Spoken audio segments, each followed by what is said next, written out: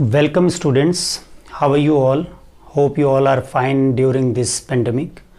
Please don't leave your home except it's emergency. Stay at home, stay safely.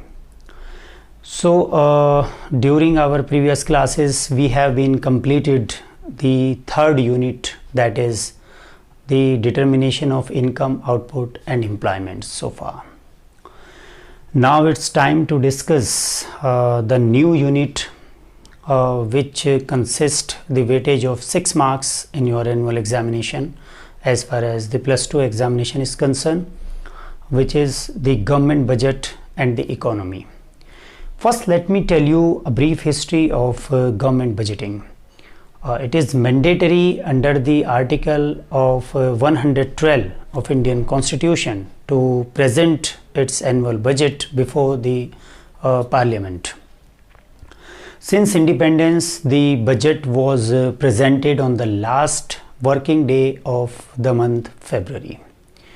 But it was a practice till 2016, and after that the present government, present ruling government, which is the NDA or BJP led government, has decided to present its budget on the first day of February from 2017. Not only this, but after they have also decided to merge the rail budget with the union budget of India. So after presenting consecutive 92 rail budgets, the rail budget was also merged with the union budget. So now from 2017 onwards, the budgets is presented before Parliament on the 1st February each year. And now the question arises, what is budget, or what is the meaning of the budget? Budget, as we people make in our home, budget is the estimation of receipts and expenditure. So when government estimates its receipts and expenditure, then it becomes the government budget. So as far as the definition is concerned, I have written over here, government budget is a statement of expected receipts and expected expenditure of the government for the financial year to come, which is next coming, beginning from 1st April to 31st March, that reveals budgetary policy of the government to achieve the twin objective of growth with stability. This is the twin objective of the government, growth with stability. To achieve this objective, the budget is prepared. Hence, in simple words, we can say that government budget is a financial statement of budgetary receipts and budgetary expenditure of the government during a fiscal year. Fiscal year which starts from the 1st April and ends up to 31st March. Now we will talk about the objective of budgets. Objectives of budget. So as far as the objectives are concerned, the first and important objective for presenting a budget is reallocation of resources. The first objective is reallocation of resources. So government can reallocate, redistribute the resources from one use to another to ensure the socio-economic development of the country. Now government can reallocate the resources by two ways. First, through its taxation policy. The first is its taxation policy, and second is expenditure policy, from the expenditure policy. Now first we will discuss its taxation policy. The government can impose the heavy taxes over the hazardous products like tobacco, liquor. The government feels that its production is hazardous for the people, so they can impose heavy taxation over them. So in this way the government can earn more revenue, and as far as some people will leave to consume it due to its cost, so the welfare of the people is also maximized. So government should maximize its profit as well as increase the welfare of the general public.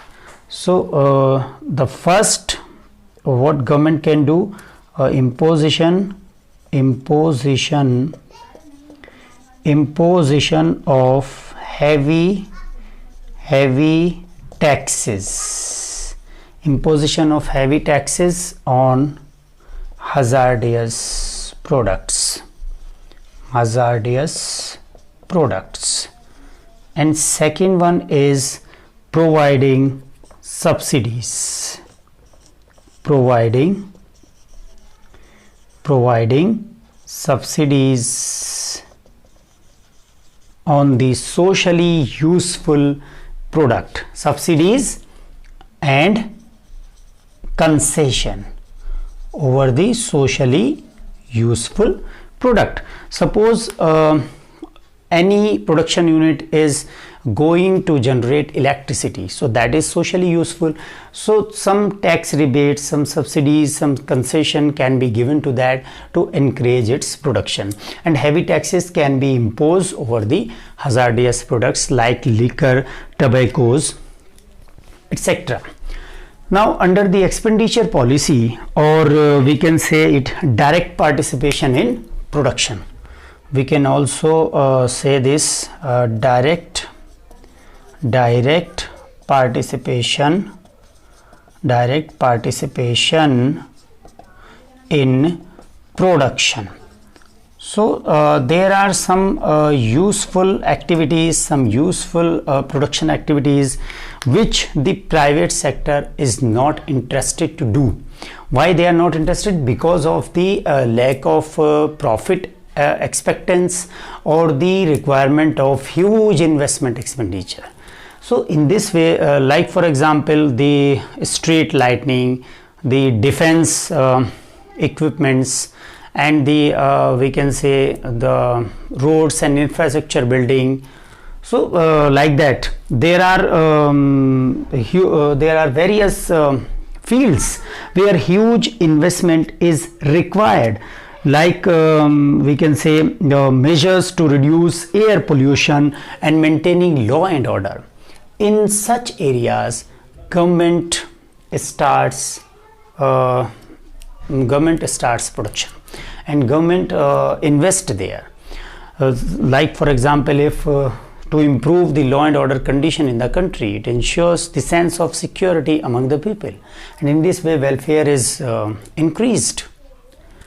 So by increasing its expenditure and by increasing the taxation over the hazardous products and providing subsidies and concession, government try to reallocate the resources. Now you can pause the video to note it down. Then I will also explain the remaining objectives of the budget. So first objective we have discussed so far, the reallocation of resources. Now it's the second one is reduction in income inequalities or redistribution of income.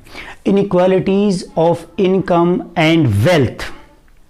Inequalities of income and wealth reflect a section of society even deprived with the basic necessities. We know that a country like India, there is a huge gap between rich and poor. Government through its budgetary policy tries to reduce its gap. How it can reduce it? It can reduce it by two ways. First, its taxation policy, or with progressive income taxation. We know what is the meaning of progressive income taxation. the government impose more taxes over the more income groups and less taxes over the less income groups. So this is known as progressive income taxes, which is try to reduce the gap between rich and poor. Then through its expenditure policy, by making transfer payments and subsidies, we know that there are the provision for free health and education for the people belonging below poverty lines, and there is free LPG connections or subsidized LPG gas connections for the poor peoples. So in this way it can work in two ways. First, by imposing progressive income taxation, government tries to reduce the income gaps between rich and poor, and by giving them transfer payments or subsidies, it tries to improve their level of standards. Now the third objective, which is very important, is economic stability or price stability. Price stability is very much required in every economy to attract the foreign investors, to attract the business in that particular territory, as we have discussed in case of excess demand and deficient demand during the third unit. So in these two situations, what kind of measures government can take? Here we are talking only about the fiscal measures. So under the inflationary situations, what is the inflationary situations? Where AD is greater than AS, that situation is known as inflationary situations. So in this situation, government tries to reduce its expenditure as well as tries to increase its taxation system. So people will have less disposable income, and hence they will have less power, and the aggregate demand will be corrected, or then they will be equalized. And the another way to increase aggregate supply is providing concession to the concession and subsidies to the private investors or the private entrepreneurs to increase the level of aggregate supply. Under the deflationary situations, now here is the situation when AS is greater than AD or AD is less than AS. So this is the situation when deflationary pressures are prevailing in the economy. This we have discussed in previous unit as well, under the problem of excess demand and deficient demand.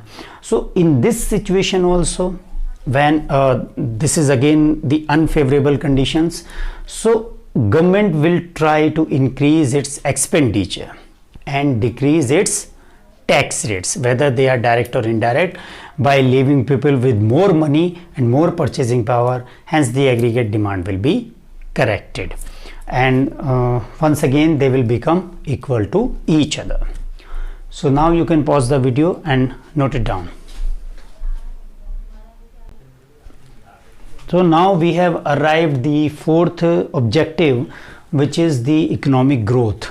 Economic growth implies the sustainable increase in the level of output of the country.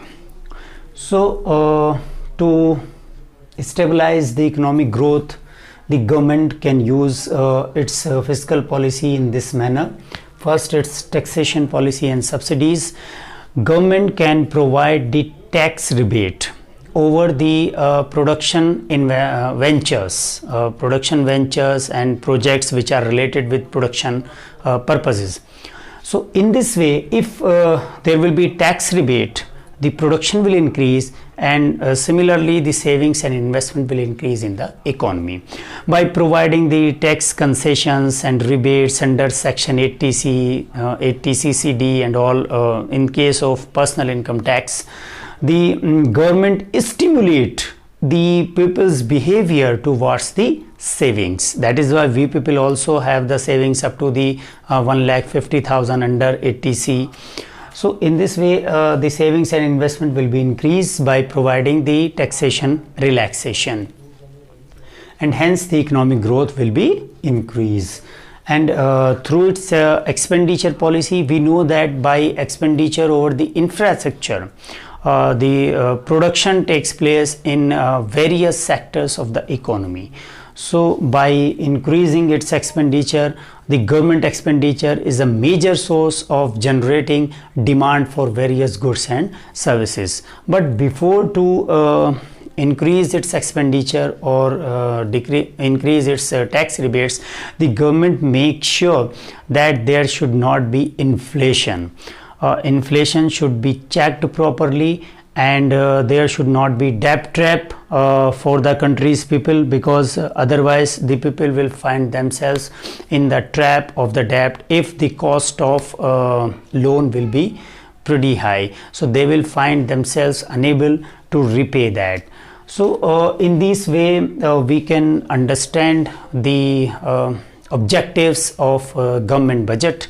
This is one of the main important objective to stabilize the economic growth in the economy or in the country. So in nutshell, we can say that government budget is a financial statement of budgetary receipts and budgetary expenditure for the fiscal year, an year which starts from 1st April and ends till 31st March. It has two aspects. First, what has been done during the previous year, but more emphasis is given over the coming year. And please remember that these are not the actual, these are the estimates, expected receipts and expected expenditure of the government. That's all for today's class. In our next class, we will be discussing the important components of government budget. Thank you for watching.